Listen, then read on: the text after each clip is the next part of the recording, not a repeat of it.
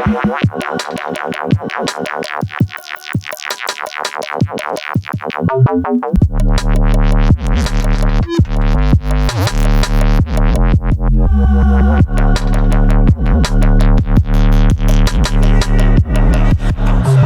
I think like where I'd love to start. So I've been doing these interviews now. Like I said, this is maybe the 13th one, I think is number 13. And up until this point, it's mostly just been other designers, like other Okay. people doing work very similar to myself. So the people who might be watching this are more than likely not familiar with who you are, the work you've done. So like if when you go to a party and you're meeting new people who maybe aren't familiar with filmmaking or Mega 64 or like the work that you do, how do you typically like describe the work that you do? Because it is like a huge range of everything from videography to acting to comics, and you kind of lead a very creative life in general. Sure. Yeah. Usually what I say to people is that I'm an entertainer, and that's the blanket term I use for what I do as a profession. And within that, I break it out into actor, writer, director, and even more like producer side, all aspects of entertainment. And I really have fulfilled every role that you could on like a film set. I've done stage acting, commercial acting, writing. Yeah, and generally I feel like the blanket term of entertainer kind of sums it up the best because at the end of the day, I'm most famous for being a YouTuber, Right. which has a connotation of, not being real acting, which I might agree with, honestly. I think it's a different type of acting, but it's still entertainment. And so that's the term that kind of encompasses everything that I do. This video is brought to you by our online store, Beyond the Village. You can head over to btvdesign.com to shop a wide variety of vintage finds as well as antiques. Sign up for our mailing list. You get 10% off and you'll be the first to know about new drops. You can also follow us on Instagram if you prefer to get updates that way at beyond underscore the underscore village. In our shop, we sell a wide variety of antiques, everything from glass catch-alls to some books as well. So check that out if you're interested. You can shop the rug zine, which goes through kind of the history of antique and vintage oriental rugs, as well as some of the best styles. Strappies are a particular favorite of mine. The Murano Glass Zine, which goes over what to look for if you're shopping for art glass, or if you'd like to learn a little bit more about art glass before you buy something from our shop, you can flip through this as well. And then finally, the Pattern and Texture Zine, which features some of my 3D work that I've done in the past, as well as some just history on patterns, where patterns come from, how designers pull them from nature to architecture, and then everything in between as well. Lastly, we also have on our shop some merch. So I just had these hats made. You can get, they're fully corduroy, really high quality with kind of our embroidered logo on the front. So that's another way you can support us as well. Again, every purchase means a lot to us and helps us support our family and get that diaper money for our kids. So head over to our website, sign up for our newsletter, follow us on Instagram, and now back to the video. Throughout all the projects you do, is there's always this thread of storytelling in everything you work on. And I was just curious to ask, like where that comes from. Did you grow up in a family that was very storytelling focused, or was it kind of from your acting background? I'm just curious, like how you built that muscle, or if it was something that kind of came naturally to you. Well, thank you. Yeah, that's a good question because I've heard that myself. I've received that compliment before, people have told me I'm a good storyteller and I've heard that for a long time. And I don't really know where I learned to tell stories, honestly, but at some point I got pretty good at it. And yeah, I don't know if it was I think at the end of the day, the number one thing that I use to guide me when I'm telling a story or anything that I do is to just not be boring. And, I grew up in a family that was always making jokes and being funny and, having entertaining conversations around the dinner table. And I would take that when I was hanging out with my friends and we would, shoot the shit with each other. And I remember being like in college, and the typical college thing to do with your friends in the middle of the day is go get lunch or go hang out at the coffee shop and just shoot the shit about what's going on in our day. And always I was just so paranoid about boring people. So my whole philosophy to telling a story is to get to the point very quickly. Just give them the juicy part right up front, and then you can rewind it with all the boring details because at least the person knows it's leading to something good. Right. And that's my secret to telling stories. I hate listening to somebody just prattle on with all these details, and you're just thinking, like, where is this going? Yes. Why do I care? So Yeah, I yeah, give people yeah. that right up front. Yeah, that's an interesting tip because yeah, I've experienced the same thing where it's like you're getting every detail of every step of something without knowing like, is there a payoff to this? Sometimes there's no payoff and it Yeah. it just kind of trails off. It's always like, what is going to be like that punchline at the end of whatever it is you're doing, like the Yeah. I core mean, message. so recently, obviously, I have this bandage and bruise. I fell down on a trail, broke my nose, cracked my skull. And when I tell people that story, I tell them that right away. I fell down, broke my nose, cracked my skull. And then every stupid detail is now entertaining of like, yeah, so we were walking for like a mile and a half, middle of nowhere, because now people are just thinking like, oh, this is just getting worse and worse because I know where this is going. Yeah, yeah, for sure. For If I sure. just start with, oh, I was on a hike one day, people like start falling asleep. So, Right, right. yeah. Um, yeah, interesting. So the one of the things that I think is particularly interesting about you, Derek, is you've had a very interesting path, like an interesting like a unique journey, where you kind of had this hit of virality when you were very young with this production company acting troupe Mega 64, and you've kind of like leveraged that into almost this entire career that you've Yeah. developed over the last 15, 20 years. Um, could you maybe talk a little bit about that? Like for people who aren't familiar with Mega 64, like what that was like. That there is a great keynote that you guys gave that I would recommend people listen to. It's very inspiring from PAX that kind of really goes into the details. But if you had to give just a summary, how would you kind of catch people up on that? Sure. So, what is Mega 64 and how did what was the trajectory? I grew up doing acting. Um, as a kid, I started doing plays with local theater troops when I was like 8 years old and started doing like local commercials when I was 10 years old. And so always wanted to be an actor, for a short while, thought about being maybe a professional wrestler when I was a 13-year-old kid. Cause I didn't think I'd be able to make it as an actor, but I loved professional wrestling. I was like, well, it's kind of adjacent. You're on TV. It's always wanted to do entertainment of some sort. And when I was in high school, joined drama, met my friends Rocco and Sean, who are now my business partners, and we all bonded over like comedy and just weird stuff. Mystery Science Theater 3000 and Jackass and Tom Green and The Simpsons and just like funny shows like that. Um, and we would film videos together while we were in plays. We would do behind the scenes videos and show them at the cast party and just like do little skits about the people who were in the play, inside jokes. When you do a play, you rehearse it for like 3 months and then you perform it for like 2 weeks. So there's all this behind the scenes stuff that everybody in the cast is familiar with that has happened over the past 3 months.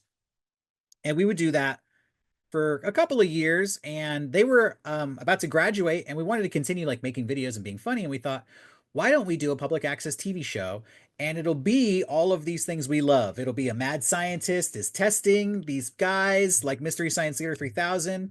In that show, he forces them to watch bad movies. In our show, he forces us to play video games. We'll do public skits like Jackass, and we'll take like video game stuff, like Super Mario running around punching blocks, and we'll just go do that in public and see how it all works out. Which at the time we were just stealing what we liked, TV shows that we enjoyed. All these years later, people write articles about us and they're like, Mega 64 was the first comedy group to bring video game humor to television, or, and it's so funny because I was like, yeah, that might be true, but that was never our intention. We just thought we were stealing, from we just thought we were ripping off Jackass and Tom Green. Um, so yeah, that was how we got started, and it was supposed to be a public access TV show. We were so early to the internet, we thought we'll just put our videos on the internet to promote our public access TV show. And those videos really blew up. And that was, like 2002, 2003. And it's been a long, storied journey since then. It's really been, um, I wouldn't call it a struggle, but it is kind of a struggle figuring out how to stay relevant and stay true to yourself. But again, not get boring and not take the thing that you're doing and run it into the ground to the point where nobody cares. I think we've been really good at staying fresh and keeping people invested in what we do. Yeah, something I've been curious about. So you guys really took off. You were young, right? I mean, you were what, 19, 20 years old? I was 17 when we started Oh, this. wow. Yeah. So something I'm really curious about for you in particular, filmmaking in general is so complicated. I think it's such an interesting medium because it's combining graphic design, technical photography, acting, writing. It's this sum total of like so many different disciplines. Mhm. I'm curious, uh, what was the process like of trying to learn those skill sets without while running a business at such a young age without any like formal education? I don't know if that question makes sense, but like Yeah. picking up those very technical, very difficult skill sets, like what was that process like for you? Yeah.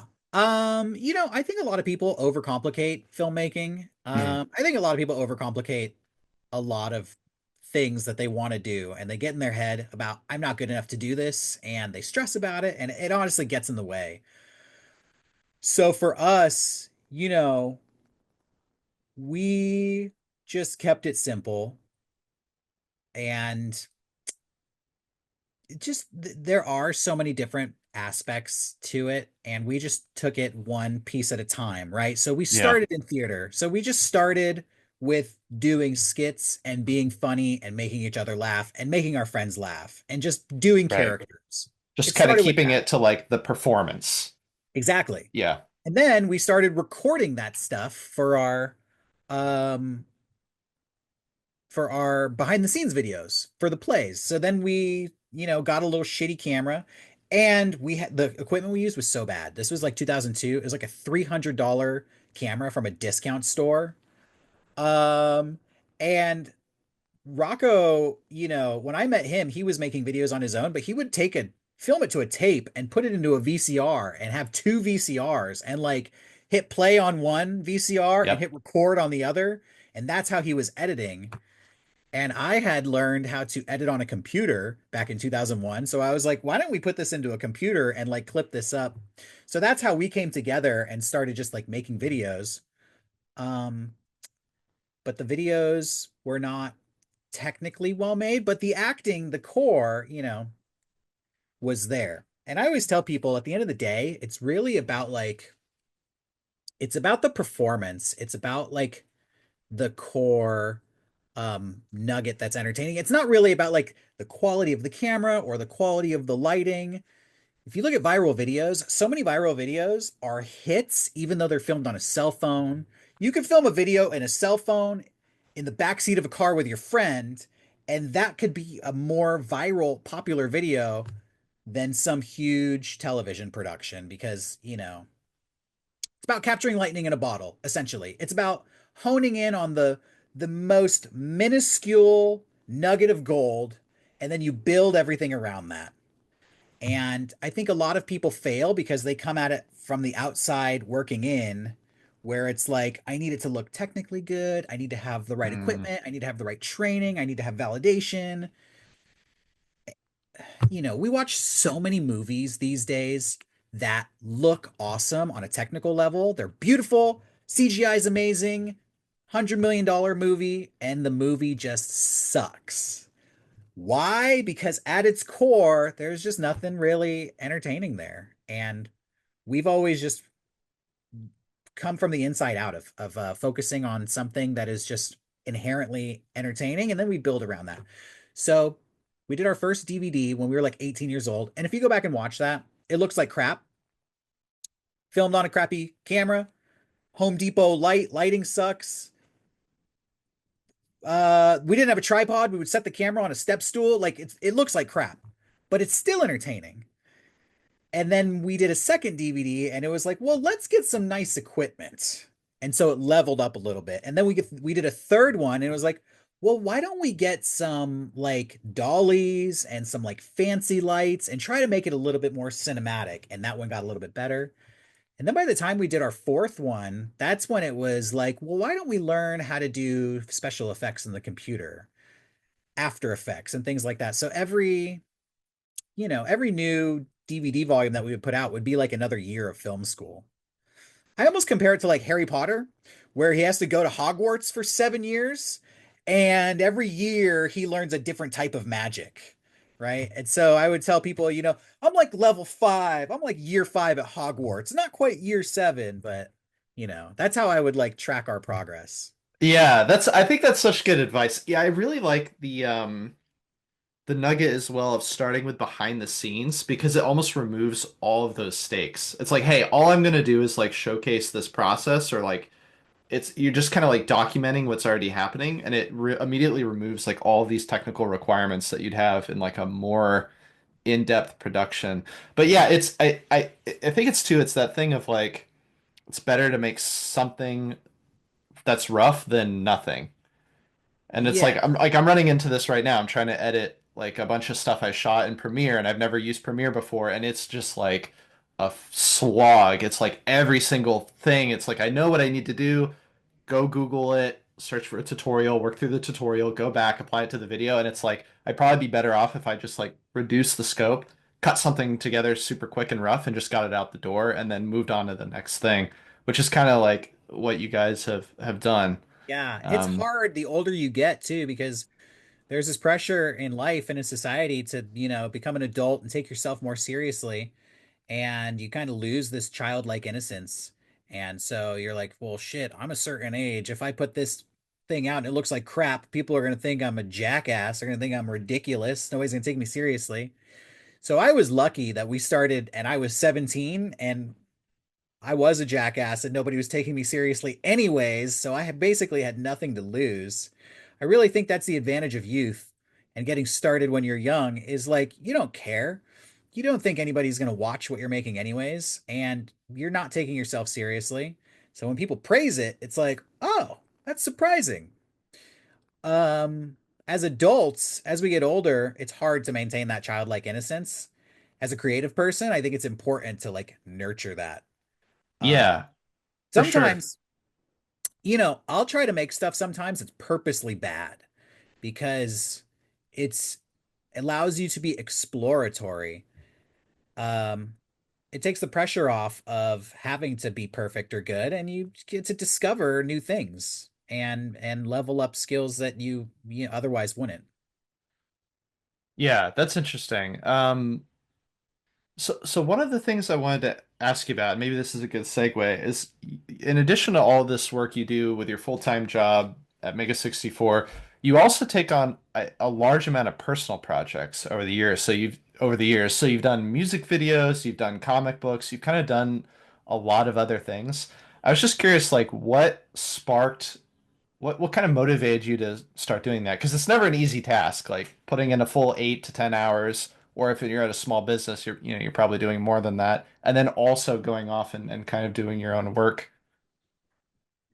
Yeah. It's a good question.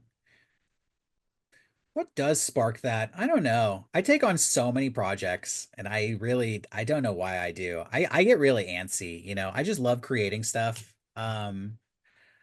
I'm the type of person when I have a creative idea, I don't just want to like sit on it and have it not turn into anything. Like that really depresses me.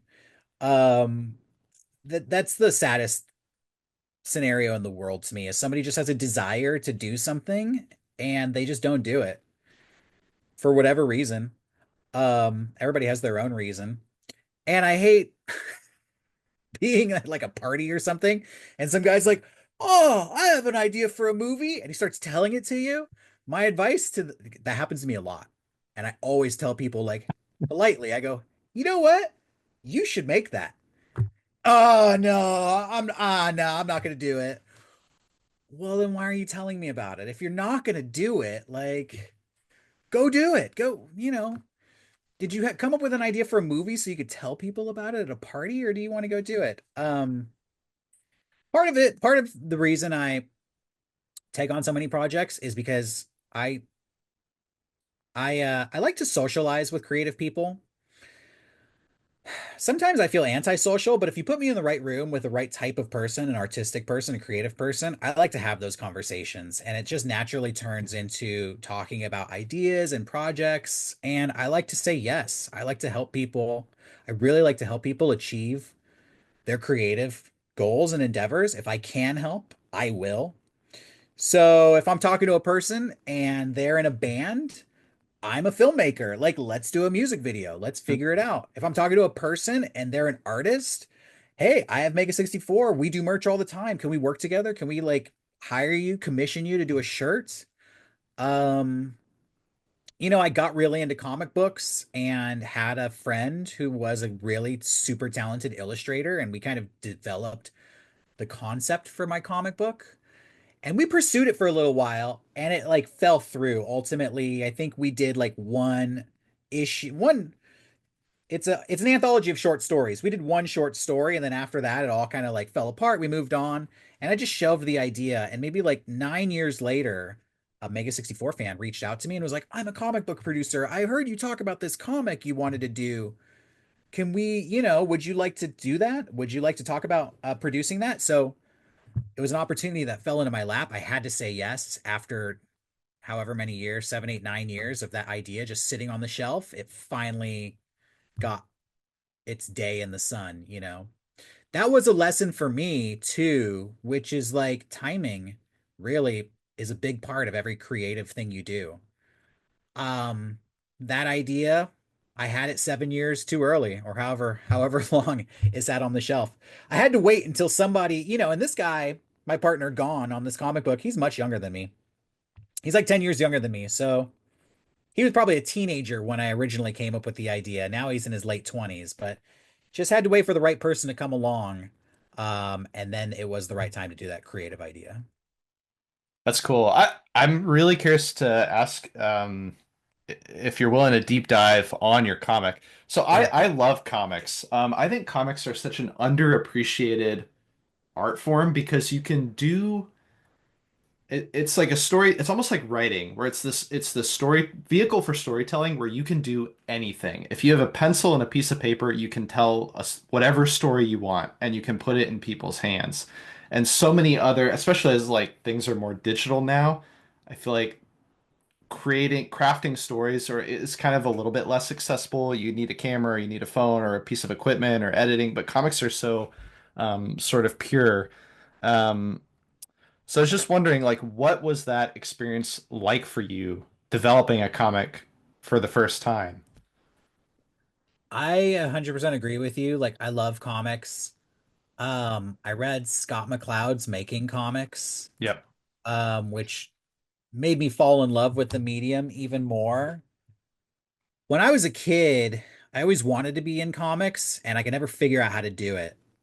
It's kind of hard to just like get into it if you don't have somebody to show you. Like I knew about X-Men and Spider-Man, I watched the cartoons, but like where do you start? There's like 1,000 comics that goes back 50 years. Like, oh, I'll buy this one. You read it, not even realizing it's like part five of a 10-part Right. story, and you're just like, this doesn't make sense to me. Like, didn't understand like what a trade paperback was, Yep. that they collect all of these into books.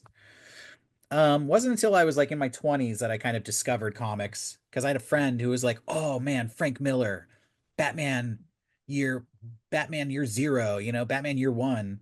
Um, really just got into like Batman comics, Batman trades and stuff. And then was always going to Comic Con and there was this little, excuse me, little comic convention here in San Diego called SD Comic Fest. And a Mega 64 fan was on the board there. And he's like, you should come to SD Comic Fest. I'll give you a free pass to it. So I did, and it's very small, and I was just walking around, kind of like looking for stuff to check out that was new, and found a booth that was selling old comics. And that's where I discovered these horror comics from the 70s. Just because the titles were crazy and the illustrations were crazy. Slow Death, Weird Tales, Twisted Tales, um, Skull.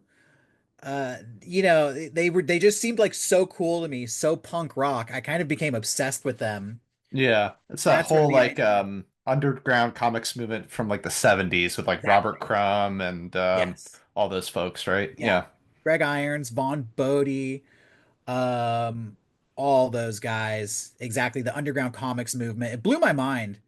And I would go around to comic book stores being like, "Do you have underground comics here?" And the snobs at the comic book stores would be like, "They don't make those anymore. That's now just Image Comics." They would just name the comic book companies that kind of carry on the spirit of those comics from the 70s and 80s, which always disappointed me. So I was like, I want to make my own underground comic with an X. So that's kind of how Phobia got started. Um, but yeah, I mean, did I answer your question? What was your question again? Yeah, no, I was just curious what the impetus was, and I think you covered it. It's funny, I had a similar experience recently.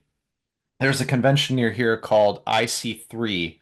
It's called like Indie Comics Creator Convention or something like that. It was very similar to what you described, but the show was all um like everybody who had a booth, it was like a side gig or a side project that they were working on. Like they all sort of had day jobs, but they were kind of creating these like independent comics in their free time. So it's like I have some of it here, but it's just stuff like like bootleg Spider-Man, and it's just all Huh, like huh. black and white and just super rough and raw and That's uh yeah, awesome. really, really interesting. And it was so inspiring. I think something that's so interesting about comics is that there's something about reading a comic that makes you feel like you can make one. Yeah. Especially when you're looking at like that really independent kind of underground material, because it really was like a one person job. Like mainstream comics, sometimes it's a team of like five, six, seven people. You have like the world's best penciler and the world's best inker and the best writer, but like kind of the underground stuff, it feels the bar, like the technical bar is a little bit lower and the creative expression is so much greater. And so it's very like infectious when you read these things. Yeah. And it's easy to walk away feeling like really inspired. Um, Yeah, yeah. like when I was in high school, my best friend was in a band, a garage band at our school that got like pretty popular, and he was very like much into punk rock and emo music and kind of hardcore music and stuff. And obviously, like he was way cooler than me, but I also just got into that music scene, and I think that at the time there was this whole attitude, and I still kind of have this attitude that like the music they play on the radio is not good. It's top 40, some corporate person picked it. It's there to like make money and sell ads, and like the real art is not being produced by the mega corporations. It's being produced in the garages, it's being produced in the local scenes. And any art form that has an underground independent scene, to me, like I love it. I just think it's so cool. So yeah, when I discovered independent comics, it's amazing. For a while I discovered independent toy makers, and then I got into making, bootleg toys. I have one right here, my Donatello that I made. Can we see it here? I bootlegged this guy myself, stole him. His head comes off. It's magnetized, articulated. This is my favorite like Ninja Turtle Yeah. toy ever because I made it myself, and it, like got into like the whole anything that is like homemade Yeah. to me is just like so much cooler. And then when you really look at mainstream art, these guys don't know what the fuck they're doing. These are dudes who have like business majors who are just looking for people who are making homemade art so that they can like sweep it up and buy the rights to it and package it and present it to a wider audience and then wring it out until everybody's sick of it, and then the process starts over again. So, I mean, in a way, I do like mainstream art when it's at the fresh point of like, hey, they've just Yeah. discovered something new and they're like blowing it out to the masses. I just resent when it like is perpetuated indefinitely ad nauseum to the point where everybody is sick of it. That to me is kind of like the downside of mainstream art and entertainment. Yeah, for sure. And I feel like a lot has come with COVID and the current political climate that we're in. That is not good. But I think one thing that is good that's coming out is there's been so much like democratization of tools and I think we're seeing it a lot in film and music and TV where the big budget, massive, multi-hundred-million-dollar projects aren't working anymore. People are just not interested. They're not making money. The business case is no longer there. And what Yeah. I'm hopeful of is that that will create more room to get back to where things used to be in like the 60s, 70s, 80s, where there could be these like smaller scale, smaller budget projects that are more creatively driven that can still find success with like bigger audiences. And I think we're that's one thing I'm hopeful about in the next few years. I'm crossing my fingers that we see more of a resurgence of those types of things, but who knows? Yeah, it sucks because, you know, how do I say this? This is a very like hot take, but like Yeah, yeah. we're some might say on the internet that we are living in late stage capitalism Sure. where everything is super expensive and it's hard to, like you can't afford a house on a minimum wage salary. You Everybody's just struggling to pay their bills. It's hard to make art because you don't make enough money at your day job to kind of float you to dedicate the time to making the art if it's not going to make Mm, money. right. So a lot of people who want to be artists and like professional artists, there's this push, this race to monetize it and be able to make a living off of it. And that sucks. And that makes it very hard to like make cool stuff. The whole definition of being successful as an artist now is like, can you pay your bills? Right. And that's a shitty definition for successful artist. I think, you know, what I try to do and encourage other people to do is like define your own success outside of a monetary value. Because let's be honest, Mega 64 is not the most lucrative endeavor in the history of time, but hey, we've been around for like 25 years. We have a Yeah. lot of fans and we've made some cool stuff.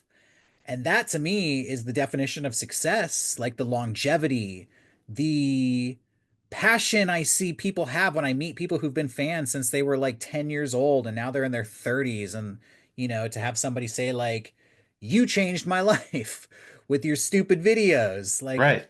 changed the whole trajectory of my life. Like, that is really successful. That's a really successful creative endeavor. Um, One of the best pieces of advice I ever got in my entire life. When I was in high school, I wanted to be a filmmaker. I was 17. I was like, I want to be a director someday. And I told my friend's dad, and all he said was like, don't focus on making money, just focus on making good work. Hmm. And I really internalized that. And that's been a huge guiding light for me for my entire career. Yeah. That's great advice. And that's great that you're able to hear that so young as well, because a Yeah. lot of people don't get don't get that. And a lot of people have I think with artistic projects in general, one thing that people have difficulty wrapping their head around is you kind of have to make the work in order to get paid for the work. Yeah. Because otherwise you're asking for just blind trust. Yeah. It's like, no, I swear I can make something good. You kind of have to like create a little bit of a small piece of what it will eventually be your body of work, just so that people can like see that initial vision and kind of pull Oh, through and yeah. like be able to engage with you You have to and build prove yourself. projects. All right, I'm going to give people some counterintuitive advice right now because everybody, especially when you're an artist or a creative person, everybody's obsessed with not getting taken advantage of. I don't want Hmm. somebody to swoop in and give me a bad deal. I don't want to sign the rights over to my thing. And that's valid. That's true. But what I would recommend is allow yourself to be strategically taken advantage of. Yep. Don't expect to get a good deal out the gate when you're a new artist, but make yourself invaluable. Um, in the entertainment business, if you want to elevate and go places, it's not about making yourself money, it's about making somebody else money. And if you make somebody else enough money, it'll trickle back to you. Yeah. So the more valuable you become, the more money and success and rewards you're going to reap for yourself. So you increase your own value by making other people money, and then you become the cash cow. You become so skilled and so valuable, they can't be successful without you. And now you are in a position to renegotiate that deal and finally get that really sweet deal that you wanted at the very beginning, but you were never going to get it at the very beginning. You had to get in the door. You had to do the work for free. You have to prove yourself. You have to like make those accomplishments. And then suddenly people are like, oh my God, we can't do it without this guy. Pay him anything he wants. We can't let Right. it go. And that's, I think, it's counterintuitive, but that's the way you got to do it if you want to really break in. Yeah, I think too, I found that most people are not, most clients, I guess, are not as malicious as people think. The majority of the time I found is that even if what am I trying to say here?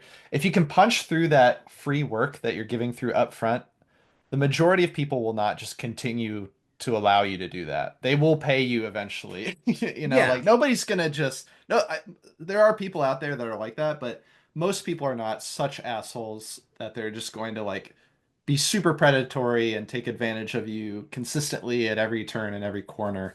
It's usually like some sort of outside force that's whether it's like a budget constraint or an operating cost or whatever it is, that's Hmm. kind of putting them in that situation. And I think the more we can, and this is like something that's coming through talking to you as well, is like we're all in this together. Everybody is trying to make the thing great, and I think Yeah. that requires meeting in the middle from both parties. Yeah. You know, And a lot of times, I would say most of the time, it really doesn't even come down to your talent.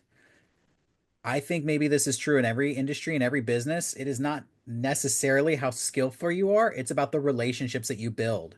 It's about building trust with the people who yeah, have the money and they can trust you to do a good job. They can trust that you're not going to screw them over, that they like you, you guys have a good relationship, you're friends. Just becoming friends with the successful whatever company or entity or group or person that you want to work with, that's what's going to lead to success. And that took me a long time to learn, actually. yeah, When I started out, I thought raw talent would get you all the way there. If I just show them how good I am, and they're going to have to go with me because I'm the best, which is right. such an egotistical thing to think. And then I found out like you could be the best, they still won't go with you because you're a dickhead and they don't want to work with you. Now what? What Right. are you going to do with your talent now? Like nothing. So it's about building relationships. And if you are talented, if you can hone your skills and you can build relationships, then you're really gonna be on the fast track. Yeah, that's like the unicorn. You know what I Yeah. mean? Like, and I think it's too when you're young, you don't realize that people like that are as uncommon as they are. You know Yeah. what I mean? Like that is a hard thing to find in people that you Yeah. work with. Yeah. People are always telling Mega 64, like, you guys are really nice. I'm like, yeah, yeah. Yeah. Isn't everybody? Like, isn't that what you're supposed to be? Um, yeah, we don't get upset about stuff. I think another skill that I have and that we have is I can tell people no without being angry about it. If there's a bad deal or a job or something that we don't want to do creatively, I can just say no. Like, I don't think that's going to work. We could talk about it. It's not a hard no, but just express my resistance to doing that. And it doesn't have to be like a negative thing or affect the relationship. It's just like, and no, that's not really going to work.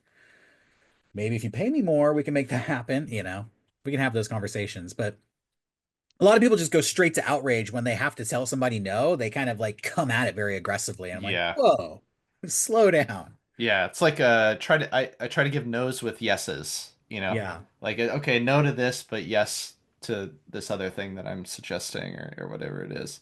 Yeah. Um, I want to back up for a minute.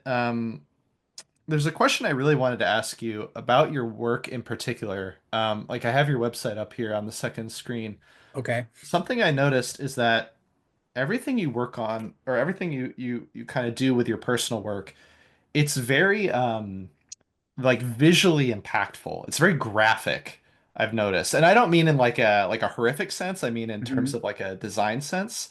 There's like strong color, a lot of like visual effects, like very clean, iconic imagery in like a lot of your music videos and your personal projects. I was just curious where that came from because I've noticed that even though you kind of have this day job and this background in comedy, a lot of your personal work is very like artistically driven, and I think that's come out a lot in this conversation as well. I was just curious, like, where does that come from? Is there like a certain source of inspiration that you look at that's driving that, or is it a skill set or an interest? Or I was just curious if you could expand on that. I think when I was a kid, I was just like a really hyper kid. And very had this like maximalist approach to Mm. everything I did. Uh, and yeah, bright colors, sensory overload would be a term that I used a lot when I was first creating stuff. Like I want to blast people with like Yeah. so many ideas they can't even remember them all.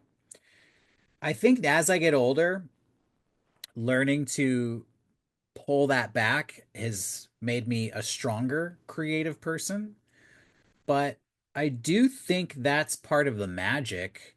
Um, for me, again, a lot of this stuff, a lot of my creativity, I try to think about like it's very rooted in like my childhood. I really try to like not lose that childhood spark and innocence. I'll often when I'm lost on a direction of where to go, I'll think about like what would a 12-year-old version of me like?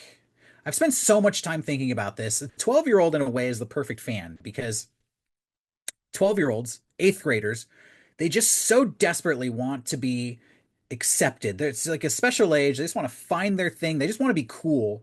And they just want somebody to tell them what's cool and have it be universally acknowledged. So I always think about like, what would that 12-year-old version of Derrick think is really cool? Because as you get older, it's like, nah, that's Yeah. cringy or whatever. There's a rejection to you lose that innocence and you start judging things, but when you're young, you're just like so open to ideas and you're really just searching for what's hitting. And when I was that age, this is so nerdy. I got into like magic and hypnosis, and I really, I would try to like hypnotize my friends. I would read books about hypnosis. I'm sure a lot of people out there did. One of these things I read that really stuck with me creatively was like a hypnotist will tell you to think of a lot of ideas that are not related. It'd be like, imagine a chalkboard and somebody writes the word socks on the chalkboard, and then they erase that word and they draw a tree, and then the chalkboard moves away and you're looking at clouds and there's a staircase. And what they were doing, what I was led to understand, is they're having your brain think of so many ideas. It's like losing its permanence. It's not getting fixated on any one idea. And that's how you get people to enter the hypnotic state. And I think that is what I try to accomplish with my videos and the stuff that I make. Like it throws so much at you, you don't even remember how we started, and you're going to have to go back and watch it again because there's definitely going to be parts you forgot about. And it makes it all Interesting. seem like a much longer, bigger, more involved journey. So, yeah, bright colors, iconic imagery, quick flashing. I don't want people to be able to consume it all in one sitting. I want to create stuff that, you know, kind of by design requires revisiting it and rewatching it. Yeah, I've So, noticed that. It's a lot of like knocked back opacity and like things fit like scenes fading into other scenes. Like so that makes so much more sense now. That yeah. idea of it like trying to be really hypnotic and like ethereal. It is almost like that dreamlike state. I feel like that comes through in a lot of your work. it's kind of fun for me because I can't even remember all the shit I put into my videos. So I'll go watch them a few years later and I'm like, I don't remember making this. Oh my God. Yeah. And I get to experience it kind of for the first time because there's so much stuff. Like you can't remember all the little details. Like we cram so much into everything we make. Yeah, that's interesting. The other thing that I find getting increasingly difficult as I get older is creating work that's authentic. Um, Yeah. and I've heard other people talk about that same idea of like connecting with your inner child, thinking about like what you liked and what you appreciated as a kid, and then like pulling that through. And I've noticed that as I start to do that with my work, it removes a lot of the doubts and it removes a lot of the like overthinking when it comes to like the creative process and actually making the thing because it's driven so much more by like a meaningful like it has a very meaningful reason to exist and like these decisions that you're making like even if I know it's not necessarily like the best design decision I'm still like it's like consciously breaking rules and I'm finding that I can do that more and more as I'm getting older and more experienced and technically proficient. So, Yeah. yeah, it's interesting. Yeah. Making authentic work, and nurturing that inner child. I think an easy way to look at it too is to just reflect on your own story. This is what I always tell people. Just get out of your own way. It's hard to Right. not be authentic if you don't overthink it. Everybody you could be assigned a script for a movie or a way to, hey, draw an apple. No two people will make the same movie. No two people will make the same drawing. Inherently, you're going to bring yourself to it. Yeah. And so if you just get out of your way and you allow that to happen, over time you can look at stuff you've made, stuff you've enjoyed, your favorite memories. You tell yourself your own life story and you will notice patterns that are unique just to you, you know. Um it's funny because my wife has pointed out to me that in my music videos, it's usually like somebody traveling somewhere, usually in a vehicle, like a Oh. motorcycle or a car. And at some point, they will like transcend through the dimension. Like they'll either die and go into the afterlife, or they'll enter a portal, or, they'll go into the underworld. And she always makes a joke when I show a new video, unintentionally. There'll be a car, and she'll be like, "Oh, traveling. It's a Derrick Acosta video." And I'll be like, I don't know why I'm so tuned in to this idea of going on a journey, but it seems to show up in everything I make. Not intentional, it's just always there. Going on a journey and some form of transcendence, those are just two subjects that I am inherently attracted to. Like I can't get away from them. Even if I tried, they'll always show up. And I think everybody has those kinds of things that it's just a part of them. You could fight it, but you want to make something authentic to yourself, just like lean into it. Right. Interesting. Um, I want to be respectful of your time here, but I'm curious to ask, like, what are your thoughts on the future and where you want to take your career going forward? I mean, obviously you've dipped your toe in a lot of different projects, but Yeah. um, like, are there big ambitious things, or do you have goals, or are there certain types of projects you want to work on, or artistic mediums that you find yourself interested in? Yeah, so it's funny because, this all started with me wanting to be an actor, wanting to be a filmmaker and an entertainer. I am an entertainer, but I feel like I never really got to that level of acting and filmmaking that I wanted to. It's still the big apple in front of the horse that I'm chasing. So my whole intention for 2025 was to make a feature film starring myself. And then on Christmas Day, 2024, I fell down and broke my nose, and I was Right. like, damn, acting career might be ruined now. Like, I think I'll be okay. I'm healing up pretty good, but definitely put everything on hold. But that's still my intention is to make independent feature films. That's the next big project I want to do. And beyond that, just explore more writing. My comic book took way longer than I thought it would. It's been like 2 years now. I thought it'd be like 6 months. It's taken 2 years. And it was actually a whole year I was working on it before I kickstarted it. So closer to 3 years. I'll probably do another one though. Once I get this one out, I want to see how people like it. And if there's a demand for another one, I'll make it. If there's not a demand, I might just make it anyways. Um, and exploring, I do a lot of writing as well. So just more creative endeavors, movie, writing, comics, videos. Trying to think if there's anything else. But that's pretty much it for right now. Yeah, that's awesome. Um, cool, man. Well, that's probably a good place to end on. Maybe a good question to wrap this up with is if so I'm running into this now where my wife and we're in the process of starting a business, and one thing we're finding is that video is inherent to every business now. Like generating video-based content in order to be able to market a business is a big thing. What would be your advice to somebody who is trying to learn how to do that, or if someone is interested in getting in filmmaking, like where do you kind of point to as far as for people to get started?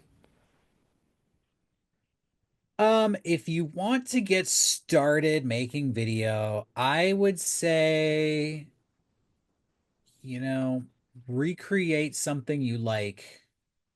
And whether this is just for educational purposes, this doesn't need to be forward facing, but take something that already exists and recreate it as closely as you can. Just steal it. Try to clone it. Try to bootleg it. And you will uncover the process. You will uncover the process that filmmaker used Mm, to create that thing. You will either discover the process that they used, or you will discover a better process, that they never thought of. If you fail to create it identically, then you discovered a worse process, but also you didn't achieve the goal, so then you could go back and try it again. But I would try to clone something as closely as possible, because you'd be amazed. That's what we did at Mega 64. We would try to recreate scenes from our favorite movies and do parodies of them. Uh, we did the scene from Misery where James Caan gets his foot broken by a sledgehammer, and we did it as a comedy, but we did a shot for shot recreation of it and learned how to do a mold of a foot, ah, really broke down, like, okay, it goes from a wide shot to a close up, goes to his face, goes to her face. They swing the hammer, it cuts before it hits the foot, or they show it for a split second. You really break down the minutia of it, and that is like the best way to learn.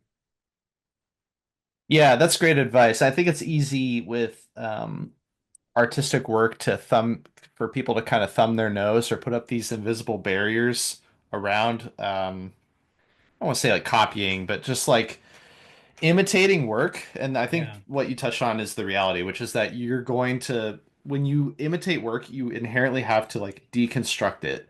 Yeah. And when you do that, you learn. And I think that makes a lot of sense. And I think it's a lot of, it's that case of like putting your ego aside, just Yes. saying like, hey, I'm learning. I need to figure out how to do this so I can then Yeah. like build that and go do my own thing eventually. And any real artist, I'm gonna be honest here, if a real artist has done this, Yeah, nobody ever became a great artist not copying something. for If you sure. want to learn illustration, you're gonna have to look at anatomy and you're gonna have to copy it. You're gonna have to learn to draw a nose. You're gonna have to learn to draw a hand by looking at a hand and by looking at an illustration of a hand and seeing how other artists do it. And when you see how this artist draws a hand and that artist draws a hand, and you can draw a hand exactly like 10 different artists and 10 different styles, now you are a real artist. Now you can take an amalgamation of everything you've learned and put your own spin on it, and it won't be copying anymore because you've internalized the skill and you've achieved a level where you can differentiate yourself, and now you're an artist and you're no longer copying, you're creating original work, but you Mhm. can't skip those steps. Right. Yeah. Awesome, man. That's great advice. Well, cool. Hey, it was great talking with you. if people, got a lot of this conversation and they want to find your work or watch some of your music videos or see the work with Mega 64, like what's the best place people can kind of go to find more of your work or support you? Sure. Well, you can go. I think I always tell people follow me on Instagram because I'm just always on Instagram. So I put all my links there. I promote everything I'm working on Instagram. I do have a website, derrickacosta.com. It's outdated. I need to redo it. But you can also, Google Mega 64, but pretty much social media, Instagram is where you can find the latest updates and all my links. So that's the place to look me up. Awesome. Great. Well, thanks, man. I appreciate it. And yeah, thanks again for your time. Yeah, this was fun. Thanks for having me. Awesome. Definitely. Thanks, Derek.